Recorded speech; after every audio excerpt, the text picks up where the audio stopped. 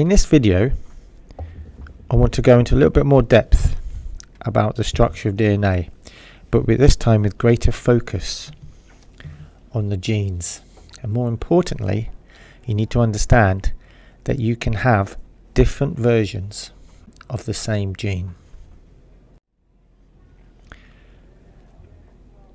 To understand this, you need to recall that chromosomes inside your nucleus come in pairs.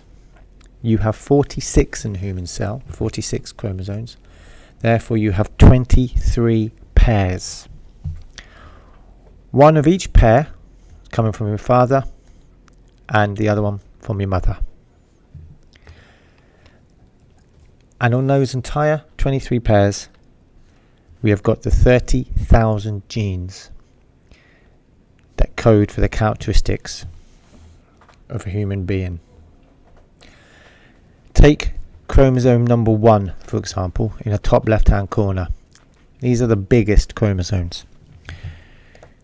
On this chromosome alone, there are over 3,000 genes.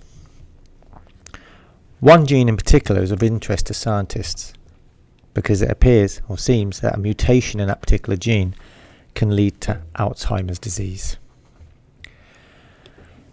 But understand this, you have 2 copies of that particular gene, one on each of those chromosomes. Let's take a closer look at the chromosomes. In this case, let's focus in on chromosome number 9, for example.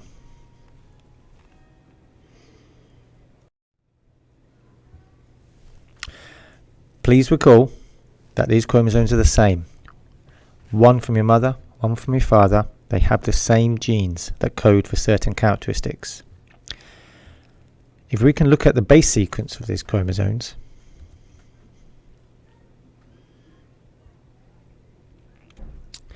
they should really appear to be exactly identical.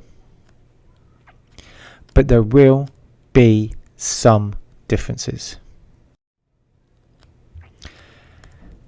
There is going to be some variation in the base sequences of one gene and the other gene, the same gene on the other chromosome.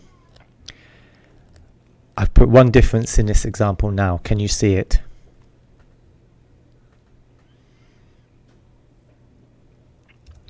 If you look about 2/3 of the way down,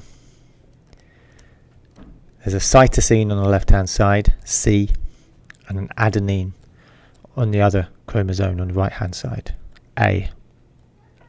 C on the left, A on the right. Same gene, but a slightly different version. That has a technical name. Different versions or different forms of the same gene are known as alleles. Key word that you need to know. Alleles.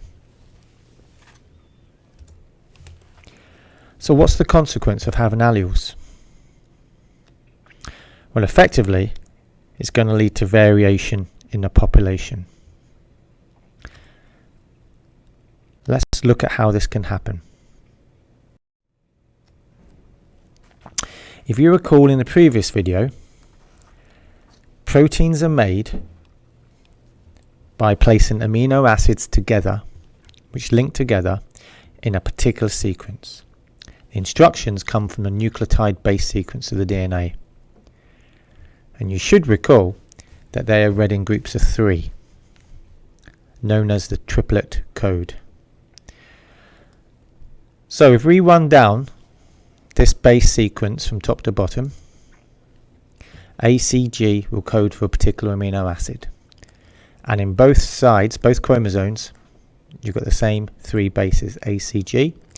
Therefore, the same amino acid will be put into its position.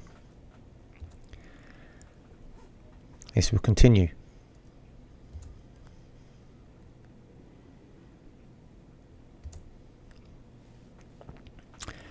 Until we get to the change in the base sequence between the alleles. CGA on the left compared to AGA on the right. That may well lead to a completely different amino acid being put into its position. So effectively, we have a slightly different protein.